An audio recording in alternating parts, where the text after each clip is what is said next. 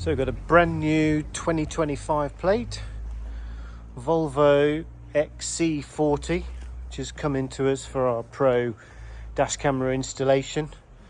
So I just thought it warranted just to do a bit of a quick video on what we've done in this car. So I'll just show you in terms of here what we've achieved in terms of the installation. So as you can see, rear camera nicely installed there. Obviously no other obvious wires other than what you can just see here. So it's a nice clean tidy install into this this Volvo, and then I'll just obviously show you what we've done out the front.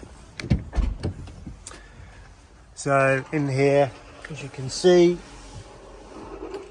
no visible real wires other than just what's going into just the binnacle area there, and camera's nicely there, so from the driver's perspective it's not too obvious that that's installed.